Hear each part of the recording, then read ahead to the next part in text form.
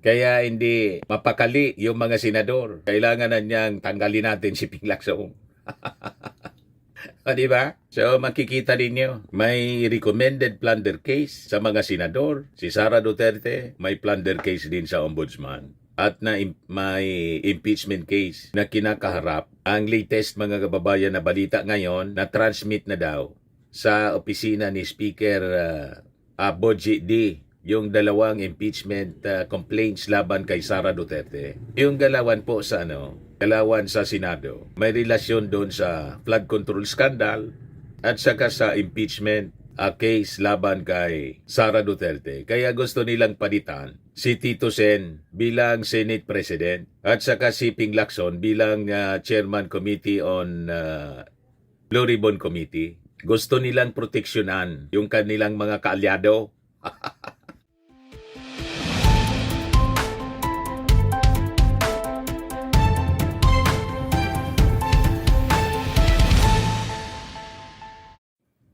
Hello po mga kababayan, si Dante Maravillas.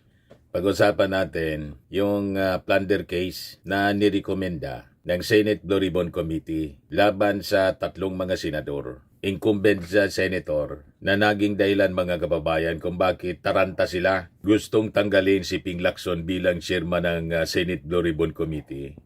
Kasabay mga kababayan ng kudita, attempt na ikudita si Tito Soto. Yan ang yan ang punot dulo. Ito po, the big fish. Sabi ninyo gusto ninyong makulong yung mga big fish. So ito na yung mga big fish. Si dating DPWH Secretary Manny Bonoan, si Saldico kasama pala, Senator Francis Escudero, incumbent senator, Senator Jingo Estrada, Joel Villanueva, former Representative Mitch Kahayon Uy, tapos si dating Senador Bong Revilla. Kasama siya mga kababayan sa committee report on flood control scandal based on leaked draft Blue Ribbon Committee report on the flood control scandal. Booking kayo ngayon. Di ba? Mga kababayan, alam na natin ang galawan ninyo dyan sa Senado.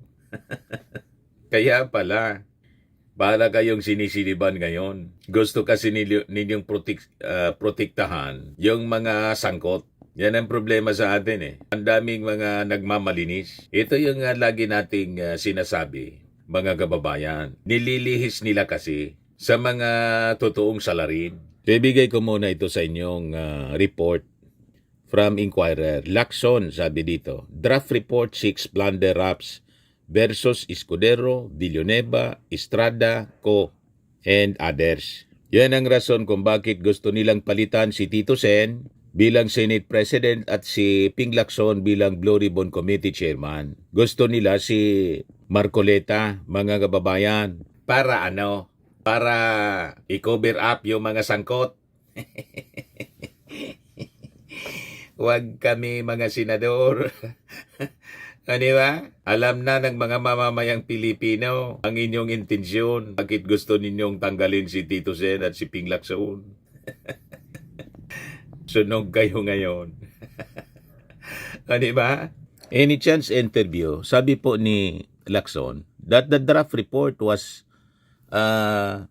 routed to senators noong February 3 and was actually signed. Pinirmahan daw ng 6 na mga senador, namely Senator Juan Miguel Zubiri, J.B. Ejercito, Win Gatchalian, Risa Hontiveros, Bam Aquino, and Kiko Pangilinan. Ngayon, nang mag-leak mga kababayan, binawi ni Mig Zubiri, Win Gatchalian at J.B. Ejercito, yung pirma nila. You see, mga kababayan, there is, and it was being routed yesterday. It's just that there are others who want to read and understand it first, sabi po ni Ping Lacson.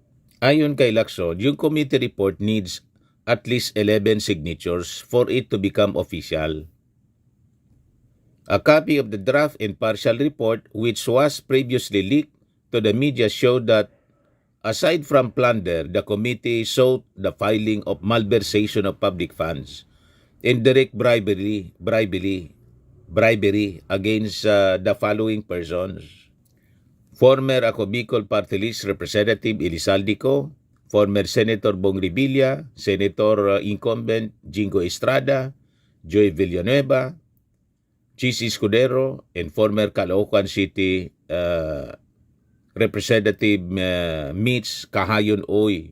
So yun mga kababayan, ang balita. Kaya hindi mapakali yung mga senador. Kailangan na niyang tanggalin natin si Ping Lacson. O, diba? So makikita ninyo, may recommended plunder case sa mga senador. Si Sara Duterte, may plunder case din sa ombudsman. At may impeachment case na kinakaharap. Ang latest mga kababayan na balita ngayon na transmit na daw sa opisina ni Speaker Boji D yung dalawang impeachment complaints laban kay Sara Duterte. Yung galawan po sa galawan sa Senado, may relasyon doon sa flood control scandal at saka sa impeachment case laban kay Sara Duterte. Kaya gusto nilang palitan si Tito Sen bilang Senate President at saka si Ping Lacson bilang Chairman Committee on Blue Ribbon Committee. Gusto nilang proteksyonan yung kanilang mga kaalyado. Di ba malinaw mga kababayan? So ang plunder case mga kababayan, malinaw na hindi chismis, hindi po intriga, at lalong hindi rekomendasyon lang. Ito ay isang reality kasi. Nang ibig sabihin, may systematic na nangyaring pagnanakaw sa pondo ng gobyerno na dapat ay para sana sa pagsolusyon sa problema sa baha, pagpatayo, paggawa ng mga kalsada para sa edukasyon at mga serbisyong panlipunan. So sa usaping ito mga kababayan, iisang prinsipyo ang umiiral dito. Kapag talaga sinundan yung ebidensya, iisang tinuturo nito. Hindi tao, hindi apelyido, hindi kulay ng politika, kundi ang itinuturo pag ebidensya yung tiningnan, katotohanan. Lumalabas ang katotohanan kung sino talaga ang mga salarin.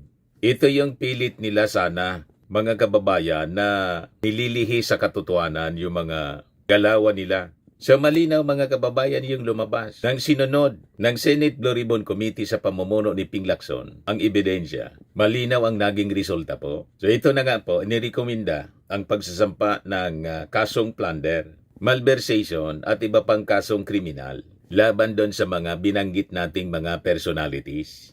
Yan o. Di ba? Malinaw. At ang incumbent na mga senator, si Chis Escudero, si Jinggoy, si Joel Villanueva. Yung iba pa, mga kababayan, ayan o.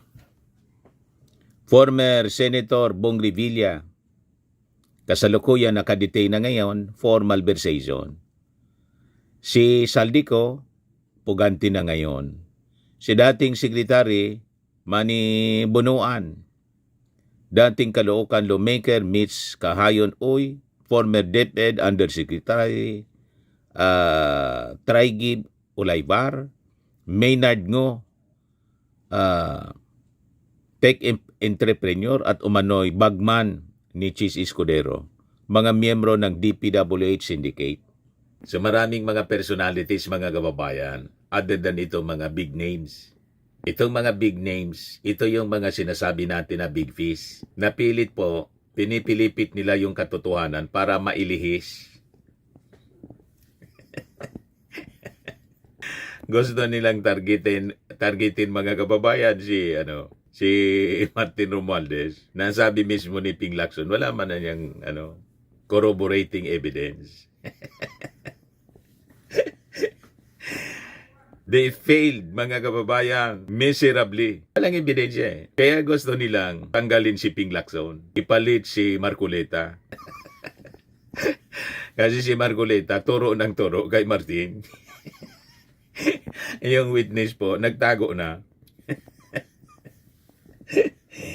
O, diba, mga kababayan? So, itong recommendation ng plunder, dito sa mga nabanggit na mga personalities, resulta ito ng testimony mula sa mga DPWH engineers na tahasan pong umamin at nagdetalye ng mga kickbacks mula sa flood control projects. Ngayon, sabi po ni Ping Lacson, natural lang niya itong aking naging rekomendasyon dahil may testimonya, may pattern, may daloy ng pera, may ugnayan ng proyekto at ng mga itinurong mambabatas. So ito po yung due process sa totoong anyo, sa totoo lang. Ito yung ayaw nila. Ayaw nila sa katotohanan. Ang gusto nila yung kwento ni Gutesa na nagtuturo kay Martin Romualdez. Yan ang gusto nila. Wala man pong ebidensya. Kaya malinaw, hindi kasama si Martin Romualdez sa inirekomenda na kasuhan. Malinaw na po sa inyo. Para hindi kayo malito sa kwento ng mga DDS influencers na malinaw na propaganda. Makinig kayo sa totoong kwento. Di ba? So bakit hindi nirekomenda si Martin Romualdez para sa prosecution po ni Ping Lacson? Malinaw po kasi yung testimonya laban sa kanya sa Blue Ribbon hearing, walang validation, walang corroboration, walang sumusuportang ebidensya. Bagsak. So ito po ang malinaw na pamantayan dapat ng ating ustisya. Walang personalan, walang selective justice. Sa batas kasi mga kababayan, hindi ka pwedeng kasuhan dahil nabanggit ka sa kwento. Di ba? Kailangang ebidensya ang batayan, hindi hinala tulad ng mga sinasabi nila. Lahat espekulasyon. Sabi nito, sabi noon, sabi. Wala man dokumento. Hearsay, chismis, name dropping, ginamit yung pangalan para manira. Di ba? So yun ang plunder mga kababayan sa Senate Blue Ribbon Committee. Dito naman tayo sa plunder sa Kamara. Yung impeachment laban kay Sara Duterte. So noong February 5, mga kababayan, 2025, last year, yung Congress kumilos mga kababayan base din sa ebidensya. 215 na mga mambabatas. Pumirma sila ng verified impeachment laban kay Sara Duterte. Base sa mga natuklasan, lumalabas may betrayal of public trust, graft in corruption, and other high crimes. Yun ang laman ng articles of impeachment. Yung mga mabibigat na paratang, base yon sa paggamit ng more than 600 million confidential funds.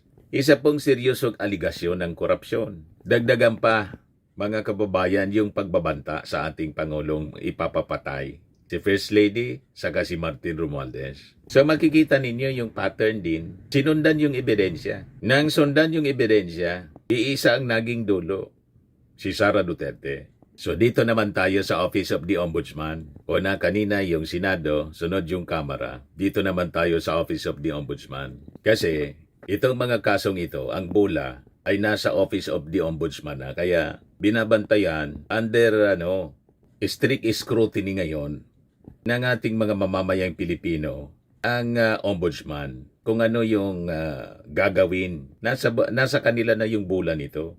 Kay Ombudsman Boyeng Rimulya sa mga rekomendasyon ng plunder case, malversation, etc. Laban dito sa mga personalities na to na nabanggit natin. Ito'y kasi may evidence-based recommendations na. May pattern ng katiwalian at may mga kaso na sa Office of the Ombudsman si Sara Duterte na siyempre dapat asikasuhin ito, tutukan agad-agad. Huwag patulugin tulad ng ginawa mga kababayan ng mga previous cases, natulog na lang sa Office of the Ombudsman. Malinaw ang mandato ng Ombudsman. Imbestigahan, pusigin, panagutin. Hindi manahimik, hindi magantay, hindi umiwas. Ganon, mga kababayan. So ang tunay na panawagan natin, kung tunay na may ebidensya, malakas na ebidensya, dapat i-file ang kaso. Pag may malakas na mga testimonya, huwag dapat binabaliwala. Kung may pera ng bayan na ninakaw, na alam naman natin malinaw, milyon-milyon if not billions ang ninakaw mga kababayan. Panagutin dapat ang mga magnanakaw. Tama po, hindi yung palusutin. May galawan po sa Senado kasi gusto nilang makalusot. yung mga totoong nagnakaw. Di ba? Tinatarget nila si Tito Sen, pati si Ping Lacson, para pagtakpan yung kanilang mga kasama. Pag tayong papayag sa ganong galawan mga kababayan. So, hindi po nagkakagulo ang ating bansa dahil sa katotohanan. Nagkakagulo ito, mga kababayan, kapag ang katotohanan pinagtatakpan at tinatakbuhan. So sa dulo, iisa lang ang tanong ng mga nasa poder, mga kababayan. Batas o barkadahan? Ebidensya ba tayo o palusot?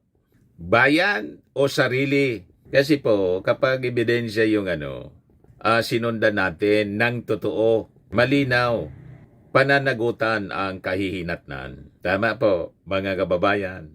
So yun ang ating inaasahan sa ating mga leaders. Kaya bantayan natin ang kanilang mga galawan, lalo na po sa Senado. Itong impeachment complaints laban kay Sara Duterte. Nauna na nila mga kababayan na inarchive. At saka ito po mga kababayan na plunder case na nirekomenda dito sa mga sabit sa flood control mesh na mga senador. Bantayan natin na hindi masalamang ka. Pilit nilang gustong salamangkahin. Gusto nilang rislingin si Tito Sen at sipain bilang chairman ng Senate Blue Ribbon Committee si Ping Lacson para makalusot sila sa kanilang mga pananagutan. Huwag tayong papayag po. Sa mga naghanap ng malinis and spacious fitness gym, pumunta lang po kayo sa aming Colossal Fitness Gym. We also offer Grab Car Rental with our brand new 2023 model ng Toyota Innova. We also accept booking for those who are planning to travel via PAL, Cebu Pacific, and other airline companies, local and international, and bills payment for Meralco Bills, PLDT, Aleco Bills, etc. Ang Colossal Fitness Gym is located at 3rd floor Security Bank Building, Landco Business Park, Legazpi City, Albay. For inquiries, look for Chilon Maravillas. Contact number 0966-802-0949. Yan yung aming Innova. Lagi na pong matao sa amin. Pati mga foreigners po, tingnan ninyo. Mga British tourists sila. Ang lalaki ng katawan na, mga kababayan, nag-gym sa amin. Ito naman po, Indian National. Ito mga mga European sila. Ito naman yung bago naming product na binibenta online, Eye Glow Serum. Whitening po siya galing sa South Korea. Tingnan ninyo yung epekto sa aking anak na architect entrepreneur, Riz Maravillas. For inquiries, look for Riz Maravillas on FB. Ito naman po, Firmax Firming and Lifting Cream, pinapahid po sa mga pulses in under affected area. Mainam po ito sa mga pains at paninigas ng mga kaso-kasuan. Ito po, Automax Radiant Serum. Sa mukha naman yung application. Anti-aging po siya. You will look 10 years younger than your age. Ito naman po yung bagong product naming binibenta online. I am a worldwide amazing pure organic barley powdered drink mix from Australia. Mainam po ito sa mga cancer patients. Tingnan ninyo po itong isang cancer survivor. Pangalan niya si Yulitan, ovarian cancer survivor po. Sabi niya, barley did not just save my life. It gave me a new life. In 2019, Julie faced the fight of her life through surgery and harsh chemotherapy. I am worldwide amazing pure organic barley became her source of strength. It boosted her immune system when she needed it most and gave her the energy to keep going. 100% organic kasi siya po, immune system booster and trusted by survivors. Ganon din yung nangyari kay Maritoni Fernandez, isang cancer survivor din po siya. So, for your inquiries and orders, message na lang kayo sa aking anak na architect entrepreneur Riz Maravillas. Sa mga mahilig naman po sa mga imported bags and wallets, dumiretso na lang kayo kay Ma'am Eileen Rosales. Eileen Closet po. Nakabase siya sa Amerika. Yan yung kanyang mga bags. Yan yung kanyang online selling, mga kababayan. Sa mga mahilig naman po magpa-spa, try ninyo po dito sa Pamper City, the Medical Aesthetic and Wellness Center. Matatagpuan po sa Prestige Bay, Asiana City, Parañaque City, Metro Manila. Pamper City by OMG, your luxury escape.